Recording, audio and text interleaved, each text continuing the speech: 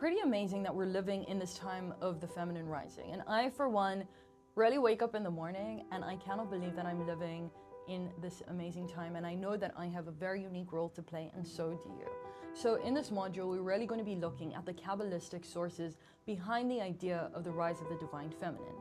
But before we dive in, I really want to be clear about something, that what I'm teaching right now is not New Age wisdom. And even though the talk today around the masculine and feminine can sound very modern or very Instagrammy and kind of trendy, but it's actually one of the most fundamental philosophies in Jewish thought.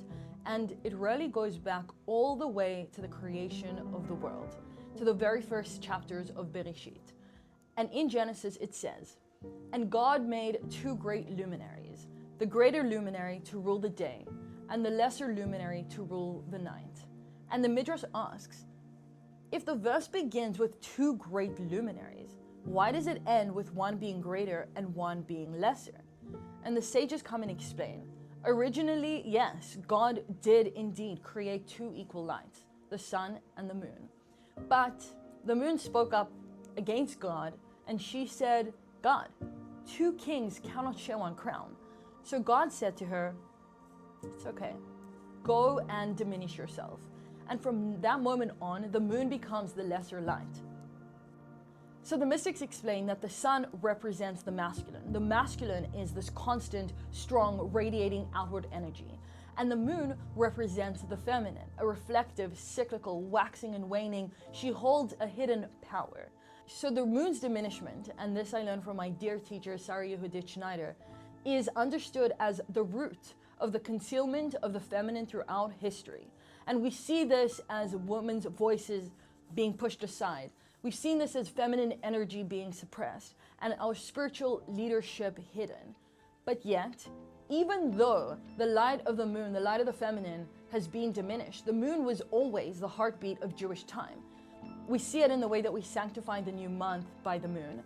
Our holidays follow her cycles. We have Rosh Chodesh, which is the renewal of the moon, the new month, and it was given as a very special holiday, especially for women. It's even the first commandment in the Torah, the first one that we got when we became a nation, even before leaving Egypt, and that was to establish a Hebrew calendar by sanctifying the new moon. But the story doesn't end there. The Midrash promises that in the future, in the times of redemption, the moon will once again shine like the sun. What this means is that in the future, the feminine will no longer be the lesser force in creation. She will rise up to her original equality and her original light. And this is the divine feminine and the rise of the feminine that we're talking about today.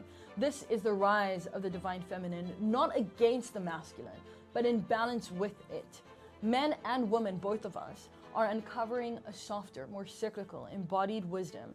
So when we're talking about Jewish women rising specifically in this generation, we're not talking about something new. We're talking about a fulfillment of a very ancient promise that is unraveling and unveiling itself before our very eyes. And now I'm going to take it one step further. In Judaism, we have a concept of the 6,000-year cycle. This is where Jewish time gives us another layer of this specific perspective. The sages teach that the world itself has a cosmic cycle of 6,000 years, and it's divided into 3 stages of time. The first 2,000 years is called Tohu, a time of chaos and formation. And the next 2,000 years is a time of Torah, the time of divine wisdom entering the world. And the final 2,000 years will be Yemot HaMashiach, the days of redemption.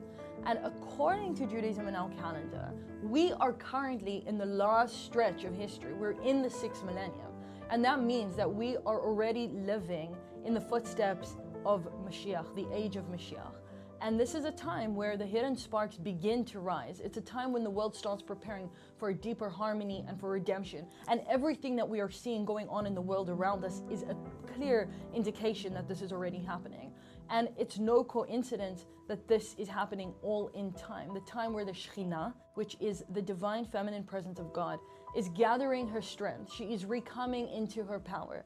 And she will shine again, no longer diminished.